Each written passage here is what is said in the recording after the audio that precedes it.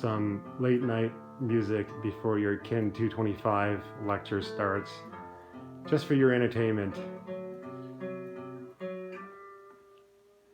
Okay.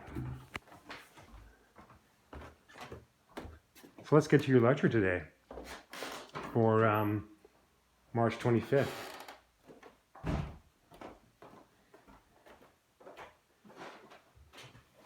Okay, so here's the start of the PowerPoint that I posted. So today's class covers a review of the Krebs cycle, the electron transport chain, and hormones involved in gluconeogenesis. And the main thing that the new material we're going to be covering today is carbohydrate metabolism involving glucose transport into the muscle, and also a little bit about diabetes. So some review questions for you. Which of the following is an enzyme of the electron transport chain? So out of all those enzymes, the only correct answer is C, cytochrome oxidase. So pyruvate dehydrogenase is just before the Krebs cycle. It's involved in conversion of pyruvate to acetyl-CoA. Succinate dehydrogenase, citrate synthase are your enzyme markers of the Krebs cycle. So your correct answer here is C, cytochrome oxidase. Which of the following would increase with chronic aerobic training? So you can see your options there.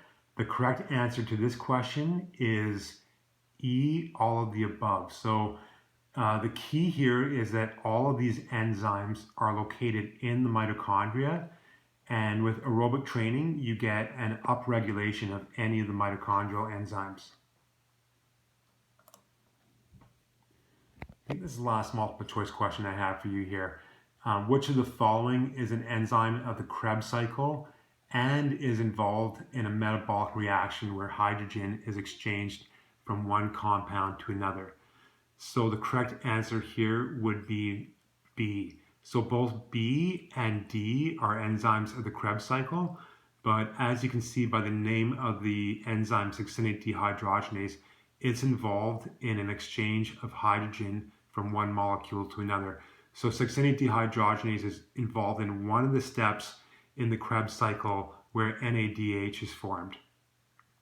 Pyruvate dehydrogenase would also involve an exchange of hydrogen and formation of NADH, but that enzyme is outside of the Krebs cycle.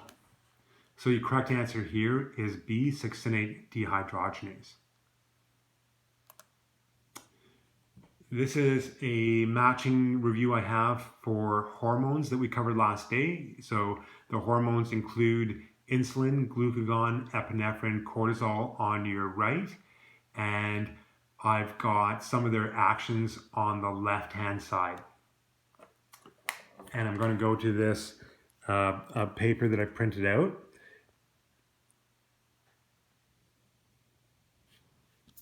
To go over this exercise with you. So the first one stimulates gluconeogenesis. The correct answer here would be, there's more than one answer to each of these. There can be more than one answer to each of these questions. So the correct answer here would be glucagon, so 2, epinephrine 3, and cortisol 4. So all three of those hormones stimulate gluconeogenesis. I'm going to go to the whiteboard here to kind of review the actions of these hormones and gluconeogenesis. So gluconeogenesis occurs in the liver, and it will involve the formation of glucose. So essentially, gluconeogenesis refers to the making of new glucose in the liver. And glucose can be made from a number of metabolites, including glycerol. Glycerol comes from breakdown of fats from your triglycerides in your adipose tissue. So this would represent adipose tissue or your fat tissue. And within your fat tissue, you have fats that are stored as triglycerides. They're called triglycerides because it's a molecule that's made up of 3 fatty acids, and I'll get into the kind of the chemical makeup of fatty acids in the fat section of this course. So it's made up of 3 fatty acids, and that's why it's called a triglyceride. And it's also made up of a glycerol backbone. So the glycerol is a 3-carbon backbone that holds the triglycerides, holds the fatty acids together in a triglyceride. So when you have breakdown of triglyceride during exercise, you'll get release of glycerol and fatty acids into the blood. The fatty acids, as you'll learn from the fat section, eventually can go to the muscle and be used as an energy source, whereas the glycerol can go to the liver and be converted to glucose. And this process is called gluconeogenesis. And that's what I have as the first bullet point on the screen there, is stimulates gluconeogenesis. So the hormones that do that include, with regards to glycerol, include epinephrine and cortisol. So glucose can also be made from lactate, and it can also be made from amino acids.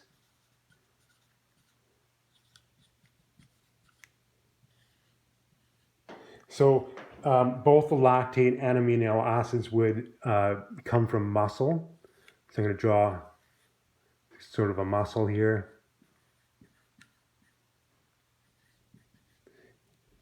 Amino acids just come from protein breakdown that occurs in the muscle. And then the lactate, as you know, would come from glycolysis, so the breakdown of glucose, or more specifically in the muscle, glucose 6-phosphate. And you have glycogen that can be broken down to glucose 6-phosphate there. So that's in the muscle. So that's the process of gluconeogenesis. It's the making of glucose in the liver, and it can be made from glycerol, from fat breakdown, from amino acids, from protein breakdown in the muscle, and from lactate formation in the muscle. And the purpose of this gluconeogenesis during exercise is to keep your blood glucose levels high, so the glucose would go into the blood, and then eventually it would go into the muscle and be used as an energy source. So your blood glucose levels have to be defended during exercise because your brain and your nervous tissue depend on glucose as an energy source. So during exercise, you get glucose uptake into the muscle. And if you didn't get the glucose leaving the liver, then your blood glucose levels would get too low. And essentially your brain would be starved of glucose, and you would end up passing out or going into a coma or even dying.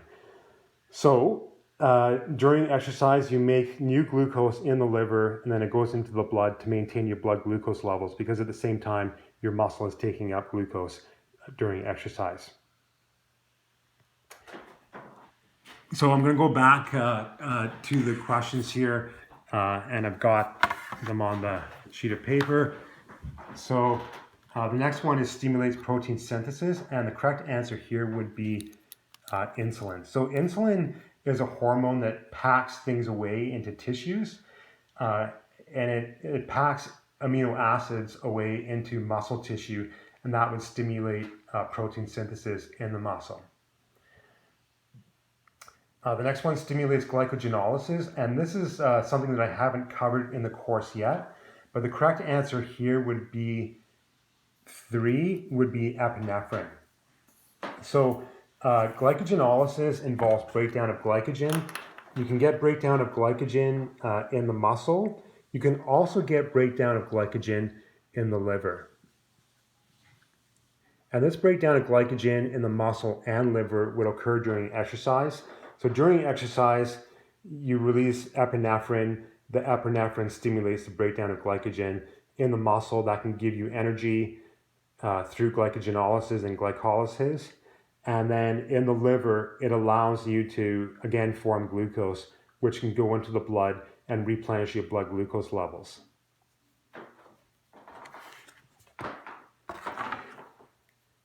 The next one we have up here is stimulates glycogen formation, and this answer again would be insulin.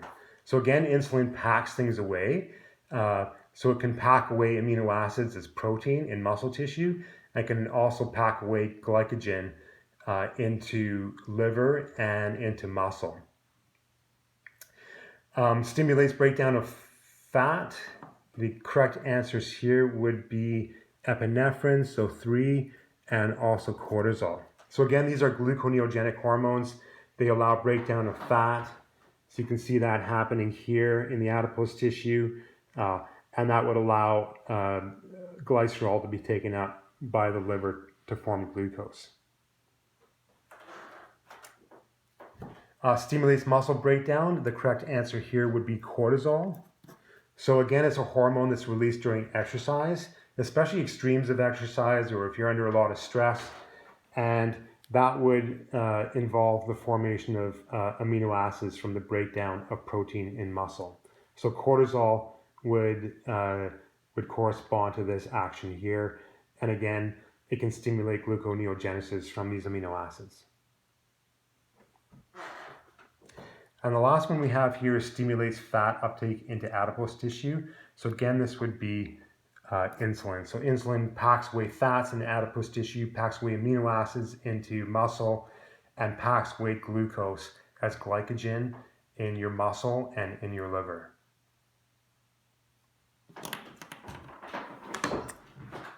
Okay, going back to the PowerPoint. Again, some points on glucose metabolism. So the question here is, how does glucose get into the muscle fiber from the blood?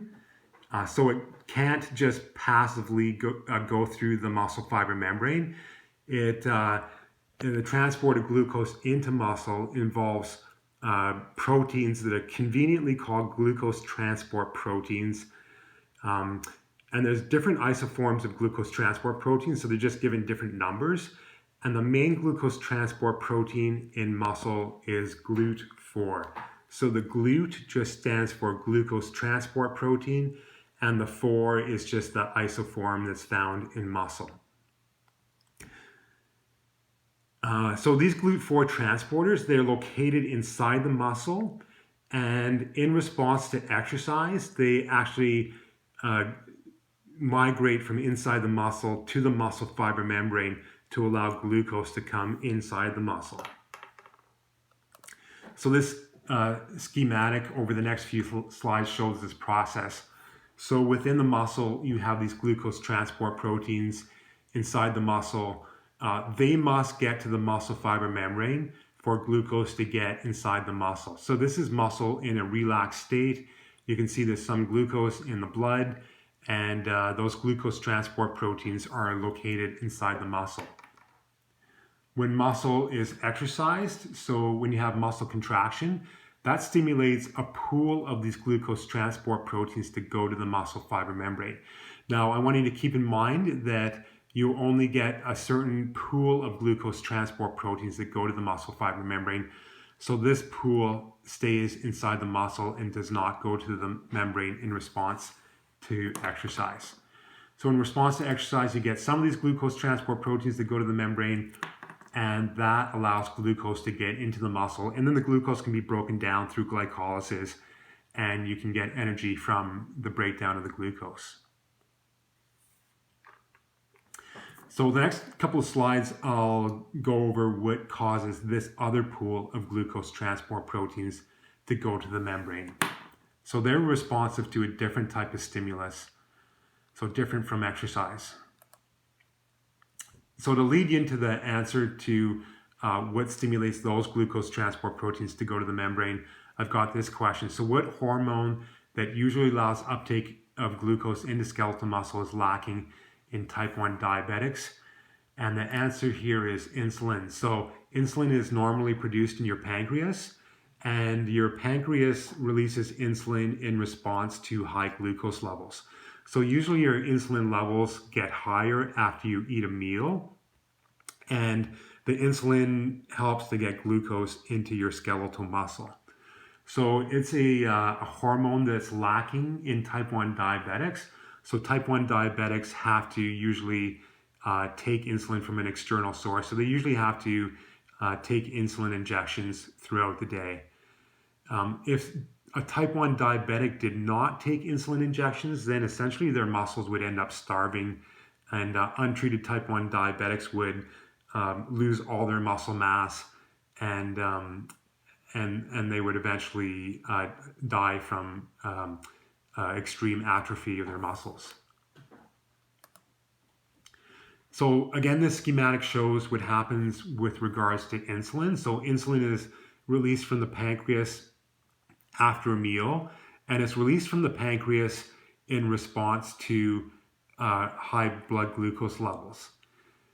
So once that insulin is released and your insulin builds up in the blood, the insulin will bind to receptors on the muscle, and that allows this pool of glucose transport proteins to go to the muscle membrane, and again that allows glucose to go into the muscle. So you have a pool of glucose transport proteins in the muscle that are responsive to muscle contraction and exercise, and then you have a separate pool of glucose transport proteins that are responsive to the effects of insulin. So type 1 diabetics lack the ability to produce insulin.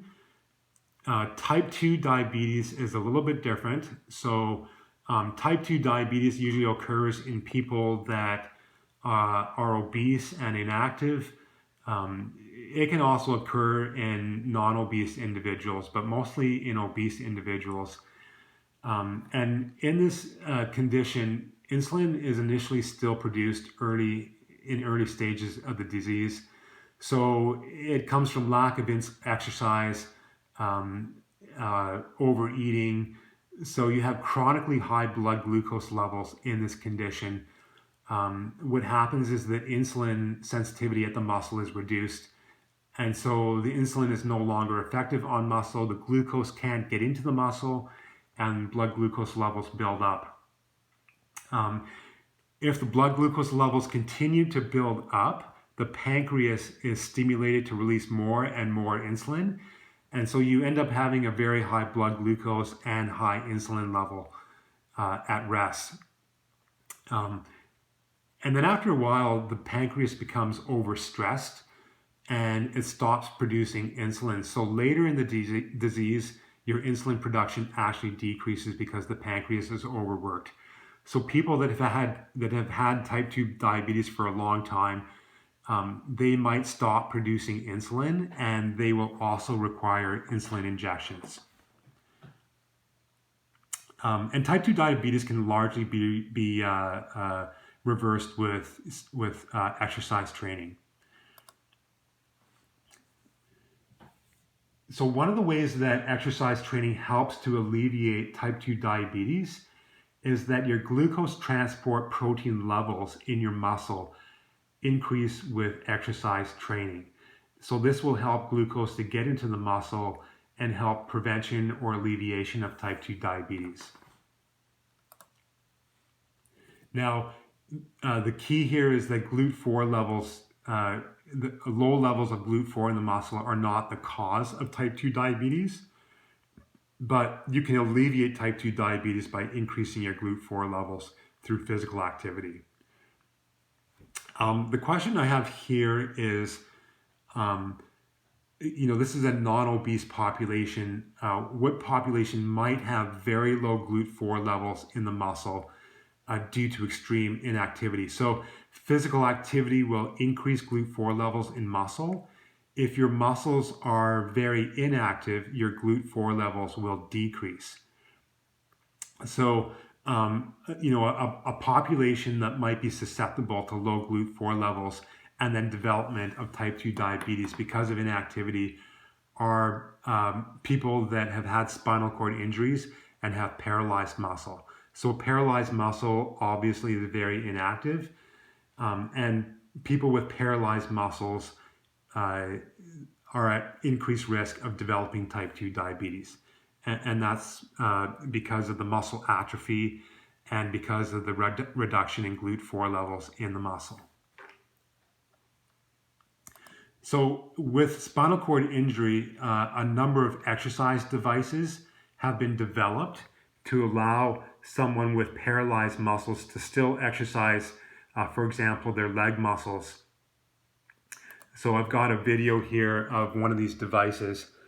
So this device is an electrical stimulation cycle ergometer. So essentially this person whose legs are paralyzed is exercising on this bike by having electrical stimuli delivered to his muscles in his legs. So there's electrical stimuli that are being delivered to his quadriceps, his hamstrings, and his gluteus maximus. So basically the muscles in his butt. And that electrical stimulation is delivered sequentially, so one muscle at a time in a rotating fashion. And that allows this individual to actually pedal this exercise bike. And, they might not be able to use those legs because they're paralyzed, so they might not be able to walk with the legs. But by exercising the muscles, it prevents the health consequences that are associated with inactivity. This is another device that's been developed for people with spinal cord injuries. So again, this individual is paralyzed in the legs, and this is a rowing ergometer that's developed, again involving electrical stimulation. And I'll just play this for you. So again, you can see there's electrodes that are hooked up to her muscles, and they're stimulating her leg muscles to help her to do this activity. They developed this ergometer after the bike ergometer, and they thought that this ergometer might give you a better workout because you're also involving your arm muscles during this exercise. So you're exercising your arm muscles, your leg muscles, and because of that exercise, you're getting a stimulus for glucose uptake into the muscle, and that's going to help to prevent development of type 2 diabetes in these individuals. So this graph shows the results of a study that I was lucky enough to be involved with at the University of Alberta. So this is before I came to University of Saskatchewan. So in this study, we used that electrical stimulation bike ergometer to train people that had paralyzed leg muscles. And they trained, you can see 30 minutes per day on the bike ergometer, 3 days a week for 8 weeks. And we measured the GLUT4 levels from muscle biopsies from their quadriceps muscle. And you can see a substantial and significant increase, I would say close to a doubling of the GLUT4 levels in their muscles with the training. And this also resulted in an increased glucose uptake into the leg muscles. So this can potentially be beneficial for prevention of type 2 diabetes in these individuals. So it is possible to use those ergometers to actually improve the GLUT4 levels in paralyzed muscle and to help prevent type 2 diabetes in those individuals. So this question applies more to athletes, and again, it has to do with glucose transport proteins. So when is the best time to consume food if you want it to replenish energy stores such as glycogen? So very soon after an exercise session or several hours after an exercise session, and why? So a situation where this might be important is if you're an aerobic athlete, so say if you're playing soccer or rugby and you're playing in a tournament and you have multiple games across days, or even hockey tournaments where you have multiple games in a day, and you want to recover quickly between games, what's the best way to resynthesize your glycogen levels fast? A strategy that's used by athletes is to consume a high glucose beverage or eat a high glucose meal very soon after their exercise session. So the sooner you consume it after the exercise session, the faster you can get glycogen resynthesis. So if you wait too long, so say within if you wait, say, an hour or 2 hours after your exercise session to consume a high glucose or high carbohydrate drink or meal, you won't get that fast resynthesis of glycogen. And the reason for that has to do with your glucose transport proteins. So recall that with exercise, you get translocation of these glucose transport proteins to the muscle membrane. Those glucose transport proteins will hang around the membrane for probably about half an hour after the exercise session is stopped. So if you drink a glucose beverage, like a high carbohydrate beverage such as Gatorade or another sport drink, or eat a high carbohydrate meal within the first half hour after your exercise session, you will still have those glucose transport proteins from muscle contraction at the membrane, but you'll also get the glucose transport proteins migrating to the membrane that are sensitive to the effects of insulin. So the insulin will be released because of your high carbohydrate drink, your high carbohydrate meal, and that adds to the number of glucose transport proteins that are at the membrane. So this would be, say, within the first half hour after your exercise session. So you have this enhanced ability to take up glucose into the muscle, and then that glucose can be stored as glycogen and allow you to get faster glycogen resynthesis between your exercise sessions. So I've kind of summarized everything up here. So food consumption post-exercise, GLUT4 proteins are still at the membrane from the previous exercise session, and you get those additional GLUT4 membranes going, GLUT4 transporters going to the membrane because of insulin, and that super amount of GLUT4 proteins at the membrane allows faster replenishment of glycogen after exercise sessions.